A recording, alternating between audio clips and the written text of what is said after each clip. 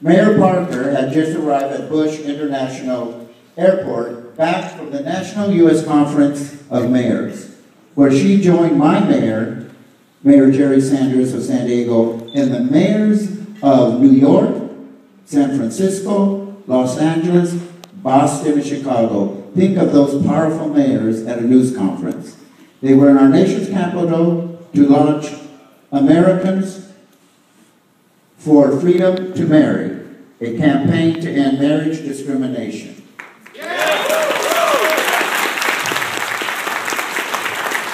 Let me tell you all that Mayor Parker is not only the pride of Houston and the state of Texas, but indeed the pride of all LGBT Americans.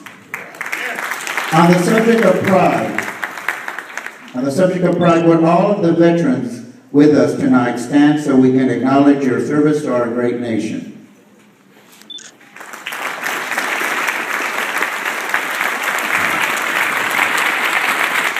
Thank you.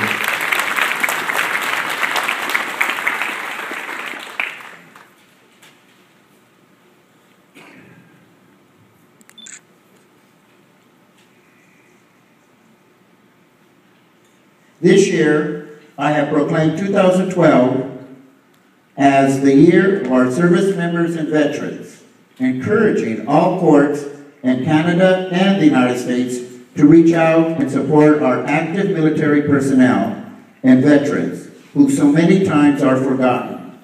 Emperor George of San Antonio is the ICC chairman of this year's courts campaign and is already doing an outstanding job. Thank you, Emperor George.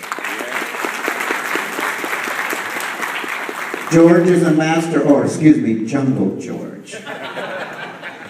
Wild man. Jungle George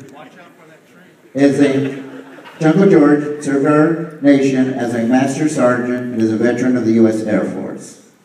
I would like to sincerely thank the courts who supported and participated in our 2011 Year of Our Youth campaign and the 68 hours of noble deeds. Over $200,000, yes, over $200,000 has been raised by you, our courts, that have benefited the Matthew Shepard Foundation, the Harvey Milk Foundation, and the Trevor Project. Over $200,000. Over 100,000 volunteer hours of involvement by court members outside of our court duties has also been recorded. Bravo to all of you who participated, and a special thank you. And let's give yourselves over 100 hours of volunteer hours, because if you think of it, that if you would put money to those hours, wise, that's quite a lot of time. And a special acknowledgement to Emperor Chad Hammer of Portland, who came up with this concept and idea. Thank you to our co-chairs. I wish you had Portland. Thank you to our co-chairs of the volunteer hours, Empress Donna Dumais of Dallas and Emperor Martin Storm of Surrey, Canada, for your hard work on the successful campaign. Let me say, if our court system is going to survive another 47 years, it is time we all start mentoring and including and making outreach to our young people and adults. It's time to pass the torch to a new generation of leadership. The 30 Under 30 Council has been established with a special thank you to Prince Kagan of Canada, whose idea this was. I met this afternoon with two outstanding members of 30 Under 30 from Texas, 22-year-old Princess-elect Alexandra Winters and 24-year-old Lady Heather St. John, both of San Antonio, Florida. Would you both stand up, please? There they are. There's the other little pretty guy.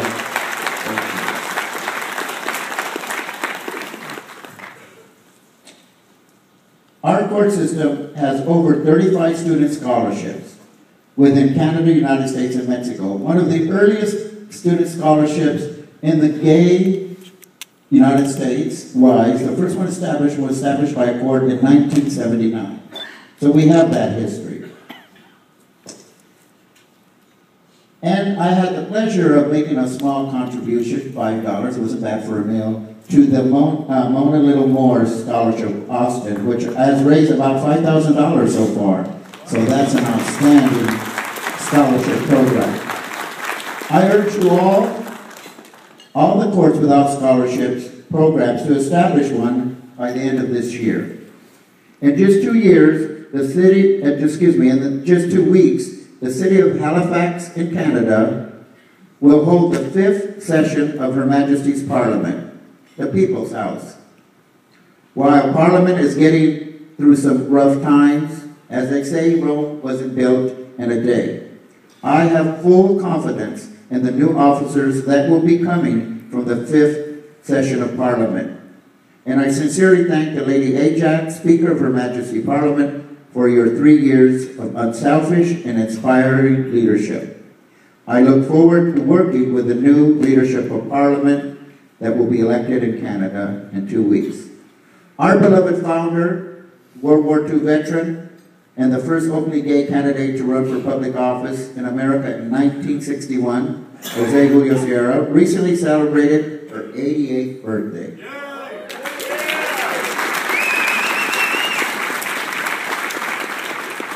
Let us not forget that our court system was founded in San Francisco, and in 2015, just a couple of years away, we will be joining the city by the bay and marking the 50th anniversary of all of ours, Mother and Founding Court San Francisco, and the beginning of our international court system. During this difficult health time for Empress Jose, please, all of you, reach out to her. Also to the Empress of Canada, Ted North, who has been also going through some difficult times. Both of these beloved queens are indeed historic and pioneer leaders and legends. Next month, at the 40th anniversary of the San Diego Imperial Court, from February 10th to 11th, I will be celebrating the 5th anniversary of my crowning by Jose as your Queen Mother. It has been a most rewarding and hard-working 5 years for me. It has been my honor to serve all of you. Courtiers will be coming from all over the United States, Canada, and yes, Mexico, since it's only half an hour away. To celebrate with us at the Imperial State Dinner, and I invite you all to join us. But no, on this occasion, I will be thinking of each and every one of you. For 5 years, many of you have indeed been the wind beneath my wings. I am very proud to announce that the owners of the Stonewall Inn in New York City and the legendary Stonewall bartender Tree, who was at Stonewall and is still the bartender there in 1969 with the Stonewall riots, will be coming to the 5th anniversary dinner where I will be proclaiming the historic Stonewall Inn the Imperial Palace of the Queen Mother of the Americas, and their international court system of the United States, Canada, and Mexico. Stonewall will be all of our palace. It is a great honor for us. I think you realize for Stonewall to acknowledge the court system and let us proclaim it. It's our palace. Of course, they're also, if you go into New York and stop by, I think they'll make a lot of money, especially with our crowd. As we go there to toast Stonewall. We will also be presenting school books on the life of Harvey Milk to a member of the school board, representatives of the Gay, Lesbian, Straight Educators Network, and to Stuart Milk, who will be in attendance, to take back to New York to donate these books to the school district which Harvey Milk attended. These school books will be gifts from the international court system, from all of you. I am pleased to announce that the 5-year history project of a documentary film on your international courts by Patchwork Pictures will be finished finally this year. Also, a photo exhibit by renowned photographer Karen Massey entitled The Royal Families of the Americas will go on exhibit at the Harvey Milk Library of San Francisco from May 12th to September of this year. It is my hope that this historic exhibit, officially sponsored by the International Court Council, will be able to visit libraries, archives, and LGB centers across Canada, the United States, and Mexico. It has been my priority to preserve our history and thus have named Emperor Daniel Sorrell Fox of Reno the ICC historian and Emperor Falcon of Houston as our official archivist. I think Falcon deserves some applause. Oh, they haven't brought him up. In my first State of the Empire address in 2007, I proclaimed that my reign as your Queen Mother would be known as the Renaissance era, and my personal motto would be, the strengths of the court's past, the promise of its future. I promised you a more democratic monarchy and to give more structure when it comes to the International Court Council. We have been very successful. Yes, I say we, because any accomplishments and all accomplishments could not have been made by me these last years without the support and leadership of present and past heirs. Would all of my past and present heirs please stand up and wave so we can acknowledge you, and thank you.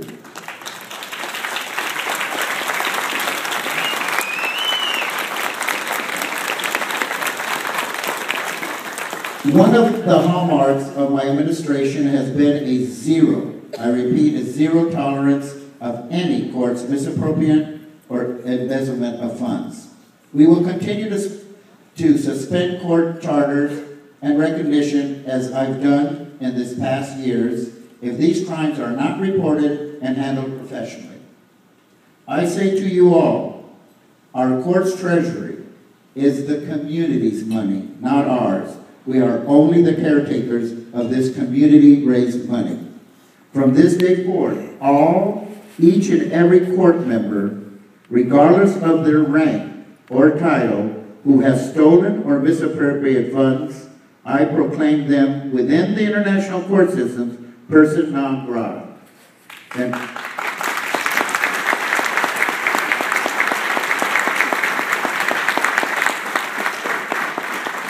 And all their titles, honors, membership will be stripped off for life. And now, hear me well. All court members have rights, be they lords, monarchs, reigning or past, lords and ladies, barons, whatever the title. All court members have rights. Thus, I issue this official proclamation signed by my hand on this day, January 21st, 2010 at 12 in Houston, Texas.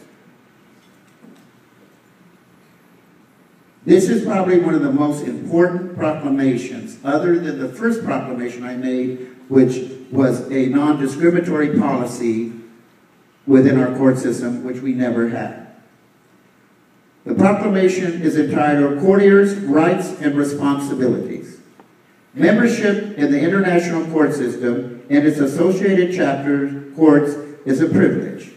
The International Court System has a non-discrimination policy, and membership must not be denied on the basis of an individual belonging to any recognizable class or grouping of people. It is the right of all courtiers to be treated fairly and with respect, regardless of position or title.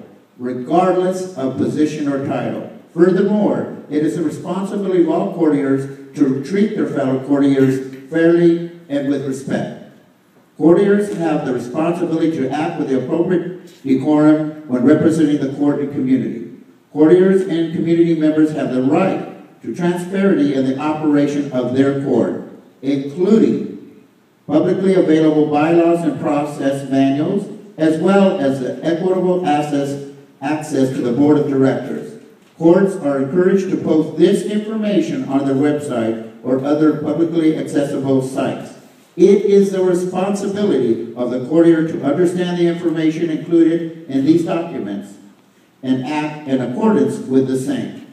It is the responsibility of courtiers to promptly submit any corporate funds to the member corporation on a timely manner and basis. Courtiers or community members, I repeat, courtiers or community members have the right to review any records of the corporation financial or otherwise, upon request.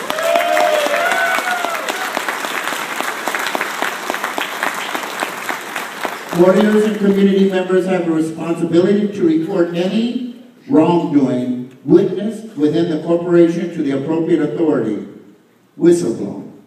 It is the right of the courtier or community member to report this wrong, doing so without fear of reprisal from any representative of the corporation if the act of whistleblowing is valid, factual, and legitimate. If any courtier or community leader feels that their rights are being violated, they have the right to seek counsel intervention from the International Court Council and its heads of state. Signed by my hand, the Queen Mother of the Americas, Empress Nicole the Great. This proclamation protects all our members and it's rights that we say that we give them, but I can tell you in my travels, that's not always so. Know that I take these proclamations very seriously. And I think every court member, because we all know that those of us who have been monarchs, we cannot do it without our court members. So they deserve the respect and the responsibility of answering questions that they may have. We have accomplished a lot these last 5 years, from holding small summits and conferences, and the next Women Conference will be held in Texas in 2013, to establishing new honors, recognition, and titles, in appreciation of leadership and court activism. We have, for the first time, signed accords with almost every major national geography organization in Canada and the United States. And we are greatly responsible, all of you, for the official communication that the U.S. Postal Department will soon consider issuing a U.S. stamp in honor of Harvey Milk. It is because of you and your courts, and let us even more continue and support the Harvey Milk Stamp campaign. We've also been one of the only national organizations to be recognized on the floor of the U.S. Congress. An outstanding example of our success, the Advocate is probably the Bible, per se, of the gay community in America. That is, it's the longest and national publication. It is a publication that is respected and has been around actually since the 1970s.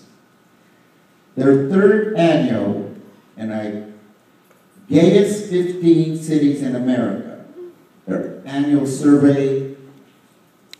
They have 9 criteria. So each city can get up to 9 points, which puts them up. Part of it is if they have gay elected officials in their city, if they have a gay bookstore, if they have gay business association, and what do you think was added? If they have a court chapter in their city. That is now a point. That speaks to all of you. So think about it. They've been doing this for 3 years. They named the 15 top cities most livable and gayest in the United States. And they also include honorable mentions. And one of their criteria is to be considered a popular and a gay-friendly and a best place to live is if they have a chapter of what we have in our international court system. I'm going to tell you the 15, and I want those courts that are here to stand. They made the top 15. Let me say I'm not amused that San Diego didn't. You all beat the hell out of us. And this is, you know how many cities there are in the United States. These are the top 15 that I have a court of them. When I name them, stand up. Number 15 was Denver, Colorado. Number 14 was Long Beach. Number 13 was Austin. Number 12 was Portland, Oregon. Number 7 was Minneapolis. Number 5 was Seattle. Stay standing when I call your courts. That's right. We're going to give you a big applause after. And number one is the gayest city in America, and most livable, is number one, Salt Lake City. Let's give a round of applause to all these cities who won because they also have a court. You can sit down. And now we're going to mention the honorable mentions. They were up to 25. And there were 5 of them that have courts. They made it because they got that one. Can you imagine only 9 points you can make? One of the points is having a chapter. Number 16 was Washington, D.C. Number 18 was San Francisco. Number 20 was Salem. Number 22 was Eugene. And number 24 was Boston. Let's give them a round of applause. San Diego did not make the list. But there's a lot of you that didn't make the list either, so bitter table for one. In closing, I must say that I've always said through my reign, and I say this from the bottom of my heart because I believe it. I believe this to be true of every court and every one of you. We are all doing God's work. And I say this with a quote, and it is all due respect to our Jewish and non-believing friends, but I think you realize that this meeting is a meeting that could be related to anyone's God.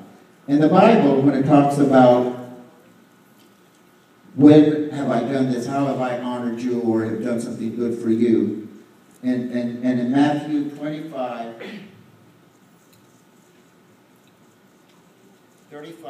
35, verse 36, it says, "For I was hungry, and you gave me something to eat. I was thirsty, and you gave me some water. And you gave me something to drink. For I was a stranger, and you invited me in. When did I do these for you? You did this, what you did to those that were lesser of me." That's what you've all been doing. Think about it. You have clothed people, you have fed people, and people who are alone and needed shelter. All of you can relate because some of your activities these last decades have done exactly that. So know that you are doing God's work, and you should be very proud that you are doing God's work.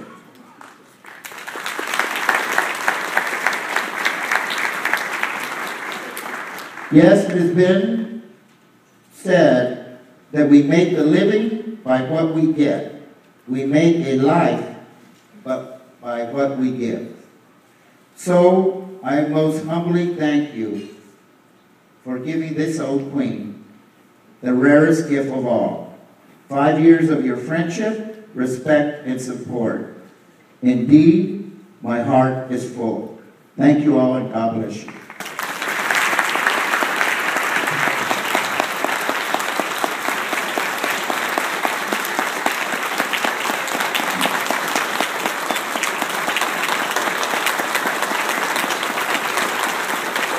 Thank you very much, and it was my honor to be asked by the Port of Houston to present my State of the Empire address. I used to do it just in Seattle, which I was crowned. Then I did it in Connecticut, as Crystal said. And I want you to know that every year I will move the State of the Empire address to different cities, because I think it's important that it not just be in one city. And now, as I stated in my remarks, I've had the pleasure of establishing awards and honors. I think there's 2 words that we know that are the most important. They are thank you. And I think that so many of you do the right thing by thanking people who are doing an unbelievable service to your court. So I call forth Emperor Greg Dodson and Empress Gigi LaRouche of Austin, Texas.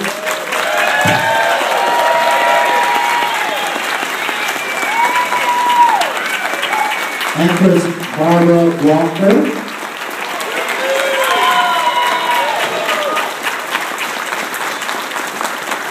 Empress Barbara Walker from Houston. Empress Lola Marie Poulier from Corpus Christi.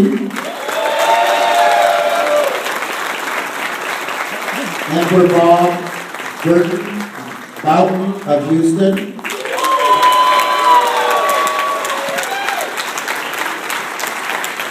And Empress Angela Erin Winchester of Fort Worth, Texas.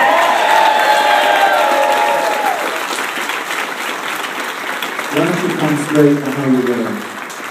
Oh yeah, you can see it. Yeah, that's better so they can see you. So, you all are honored tonight with two very important and prestigious honors. First, all of you are receiving Lifetime Achievement Awards for your dedication and your lifelong support and hard work in the international court system. That chair on my table should stay open, so when that table's going to fill up, you can use that to shoot. I see many of your children of the corn are here. No, I'm not here. You did drop your glove over there. You also will be presented the highest honor that the Queen Mother Americas can present, and that's the International Order of the Double Eagle.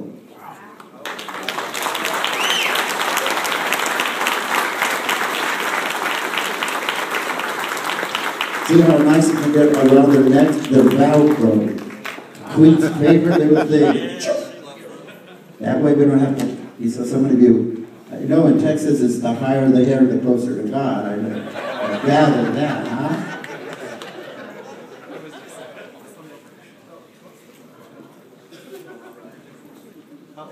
No, that doesn't work that way.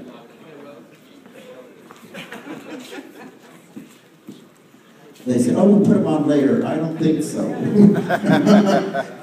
That's why the Velcro is there. It won't touch your hair. Oh, yours came off. Well, that's what we get. I get it made in Tijuana, Mexico. So all right, let us give our sincere congratulations and acknowledge these recipients of Lifetime Achievement Award and the National Order of the Day.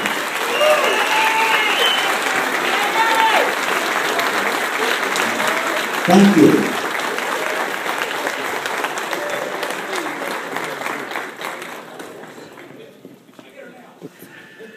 The next acknowledgement are international court. Well, you could say there to the others, or some other people are getting blamed. You could sit down. It's almost like we're a Catholic church. Another special award is it's called International Court Commendation. And these are individuals or organizations that have contributed to the court or their community and have done an outstanding job. This is recognition for the International Court, Council of the United States, Canada, and Mexico. So could I have forth the Texas Gay Rodeo Association,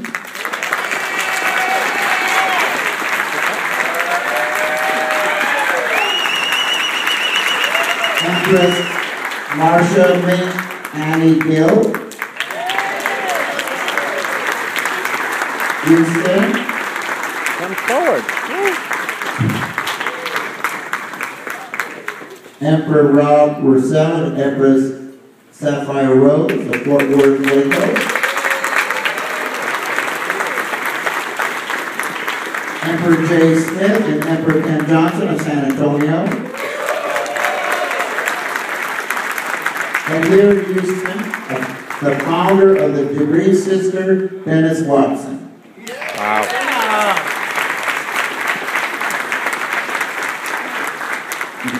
Maria Tucker of Dallas.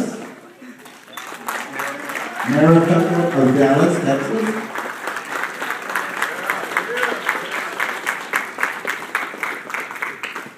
So, we are presenting all of you with the International Court commendations for your hard work, your contributions out into the court. Oh, I love it. They always dress so nice. I love the sashes. Congratulations on this well-deserved recognition. Let's hear it for the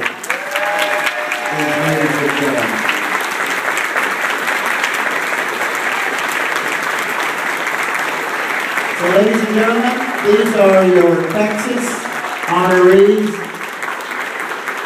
during my Imperial State visit, and I congratulate each and every one of you. Thank you so much.